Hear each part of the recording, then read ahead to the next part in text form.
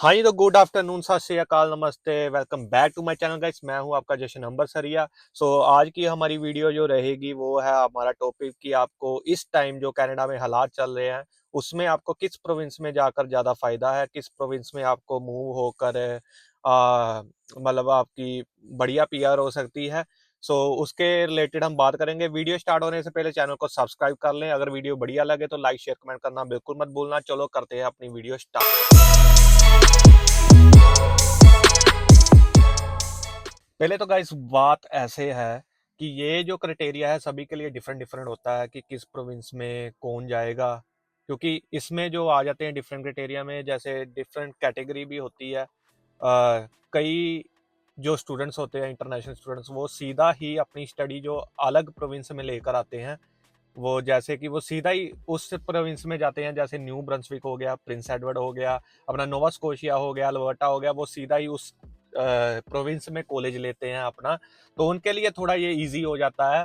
तो वो तो एक डिफरेंट कैटेगरी हो गई। और उसके बाद आते हैं जो इंटरनेशनल स्टूडेंट्स कनाडा में आते हैं, वो आकर अपनी स्टडी या जो अपने मेन प्रोविंस में करते हैं, जैसे ओंटारियो हो गया और बीसी हो गया। ये जो मेन प्रोविंसेस है जिसमें सभी ज़्यादा जाने जाते हैं और जिसमें पॉपुलेशन बहुत ज़्यादा है, इस प्रोविंस में जो स्टडी करते हैं वो बाद में मूव होते हैं, उनका डिफरेंट क्राइटेरिया आ जाता है। और फिर उसके बाद जो अपने बंदे आते हैं जो विजिटर वीज़ा पर आते हैं, है ना, और वो विजिटर पर आकर अपना मूव होते हैं, अपनी एलएमआई ढूंढते हैं अदर प्रोविंस में कि इस प्रोविंस में एलएमआई मिलेगी, मुझे क्या फ़ायदा इसमें इसमें ऐसे। ये डिफरेंट डिफरेंट कैटेगरीज आ जाती हैं अपनी। और इसमें जो तो बंदे और स्टूडेंट्स कह लो, भाई बहन कह लो, कि अपना पहले ही उस प्रोविंस में जाते हैं, अपना इंडिया से ही स्टडी दूसरी प्रोविंस में लेते हैं, जैसे new Brunswick, Nova Scotia, Prince Edward island, है ना।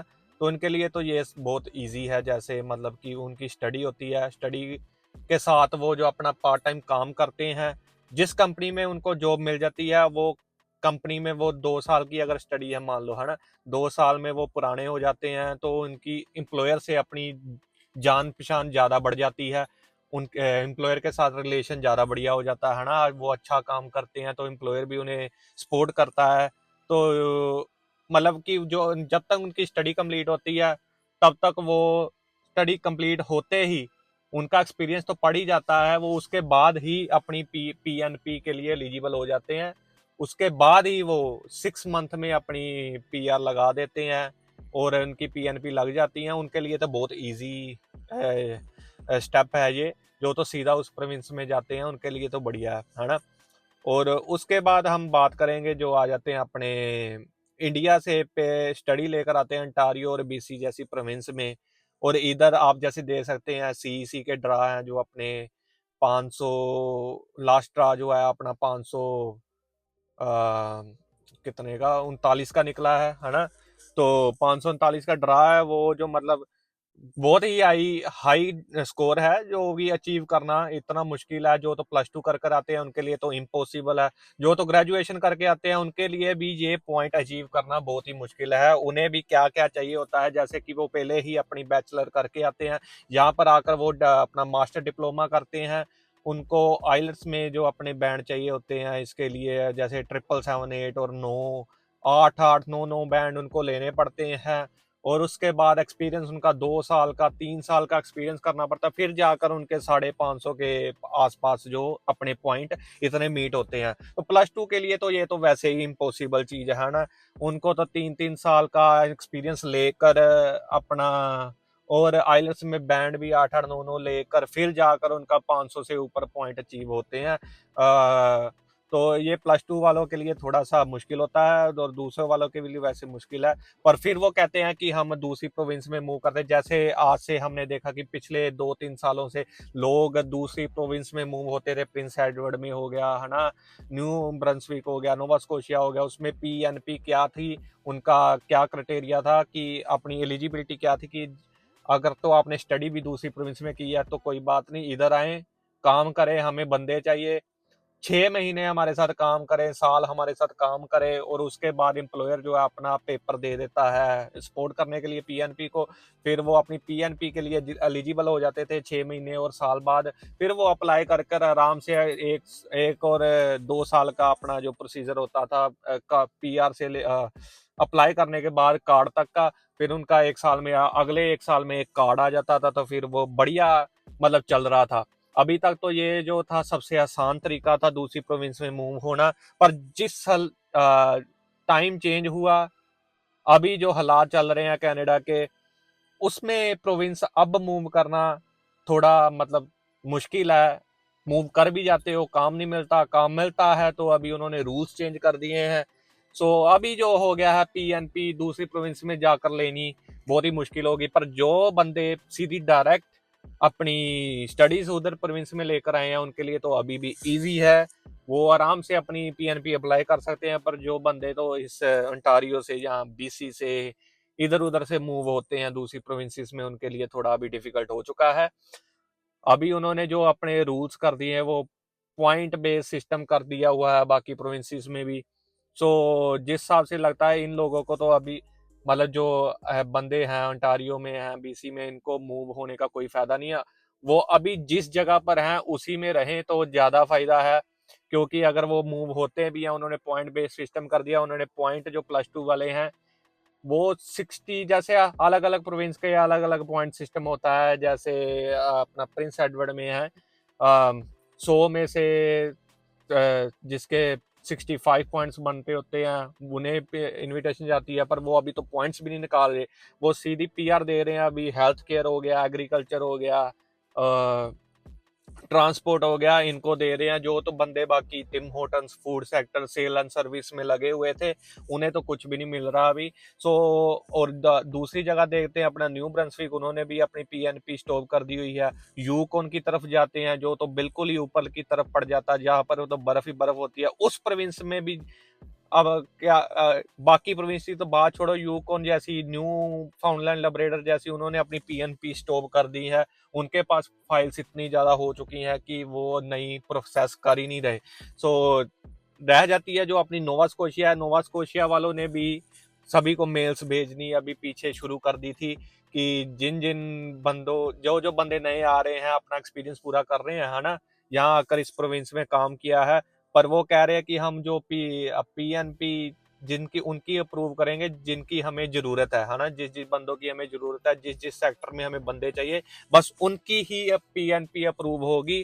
तो नए बंदों का भी अभी डिफिकल्टी लगता है, क्योंकि वहां पर भी इतना बच्चा जा चुका है, इतना स्टूडेंट्स वहां पर ऑलरेडी है कि काम मिल ही नहीं रहा किसी को। अगर काम मिलता है तो अभी उनकी मर्जी है, उन्होंने किसको अप्रूव करना है किसको नहीं करना।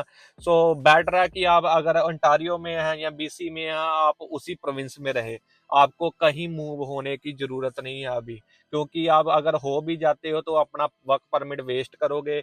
अभी कुछ नहीं कह सकते कि उनका क्या डिसीजन होता है, क्योंकि इस साल का जो भी कोटा था वो तो वैसे भी उनका पूरा हो चुका है। अगले साल से उन्होंने पीएनपी का कोटा है वो और कम कर दिया है।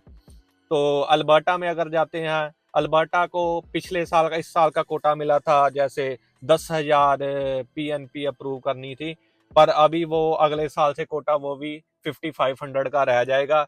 सो ऑलरेडी उनके वहां उन्होंने भी पॉइंट बेस्ड सिस्टम कर दिया है, जिसके पॉइंट 65 या 70 इतने उतने बनते हैं, है ना, 60 पॉइंट्स उनको उनको वो देंगे। पर वो ऑलरेडी उनकी 30,000 प्लस फाइल्स ऑलरेडी सबमिट हो चुकी हैं, और कोटा पूरे साल का है अपना 5500 का। वो किस किस को पीएनपी देंगे ये भी आप देखें, है ना। तो इससे अच्छा कि आप अपना वर्क परमिट वेस्ट ना करें, जिस प्रोविंस में है, जिस प्रोविंस में आपका एक्सपीरियंस हो चुका है उसी प्रोविंस में रहे, उसके बाद मूव मत हो। क्योंकि अभी तो उनके हाथ में ही है, जिनको जिनको उनको पीएनपी देनी है उनको ही देंगे। अभी अगर आप ओंटारियो में आप अपना स्किल ट्रेड का जो भी अपना काम है वो करें। स्किल ट्रेड में अपने जो पॉइंट सिस्टम है, अपना कैटेगरी बेस्ड निकलते हैं, ओआईएनपी के तरफ से जो इनविटेशन आता है 400 से अबव के पॉइंट्स निकलते हैं। तो बेटर है, अगर तो आपका उसमें एक्सपीरियंस पूरा हो चुका है उसमें अपनी फाइल लगा दें, आपको जरूर इनविटेशन अगर आना होगा आ जाएगा। अगर तो अगर तो आपका अभी एक्सपीरियंस शुरू करना है, जिस प्रोविंस में है आप उसी में रहें, दूसरी प्रोविंस में जाकर अपना वर्क परमिट ना वेस्ट करें, क्योंकि यही आपके पास अभी रास्ता है, और तो कुछ अभी है नहीं। क्योंकि इस साल भी 3 से 4 लाख जानों का अपना वर्क परमिट एक्सपायर हुआ है। अगले साल तक 1.2 मिलियन बच्चा जो स्टूडेंट्स है उनका वर्क परमिट एक्सपायर हो रहा है, और उससे अगले साल 1 मिलियन बच्चा और जो वर्क परमिट के साथ है वो भी एक्सपायर होगा। सो इतने बंदों को उन्होंने पीआर नहीं देनी, क्योंकि उन्होंने अगले अगले साल का जो कोटा निकला है वो निकला है 3,85,हजार जानों को पीआर मिलेगी। क्योंकि उसमें अकेले स्टूडेंट्स नहीं आते, उसमें रेफ्यूजी भी आते हैं, उसमें अपने पेरेंट्स भी आते हैं, उसमें स्पाउसल्स भी आते हैं, उसमें इंटरनेशनल स्टूडेंट्स भी आते हैं। तो इन सब का जो कोटा है उन्होंने कम करके अभी 3,85,000 कर दिया। पहले उन्होंने कहा था कि 5 लाख जानों को पीआर मिलनी थी अगले साल, पर अभी जो है पीआर 3,85,000 जानों को मिलेगी। तो अभी जो हालात चल रहे हैं वो थोड़े समझ सकते हैं कि डिफिकल्ट हैं। सो बेटर ऑप्शन यही है कि आप जिस प्रोविंस में अभी हैं उसी में रहें, उसी में अपना एक्सपीरियंस पूरा करें, और अपने पॉइंट्स ज़्यादा से ज़्यादा आइल्स इंप्रूव कर कर, फ्रेंच कर कर, जो भी आप कर सकते हैं वो इंक्रीज करें ताकि आपकी पीआर हो सके। और अदर कोई इसके अलावा कोई ऑप्शन अभी है नहीं है मूव करने का। कोई मत सोचना कि आप वहां जाकर पीआर हो जाओगे इजीली, अभी वो सिस्टम नहीं रहा जो 2-3 साल पहले था।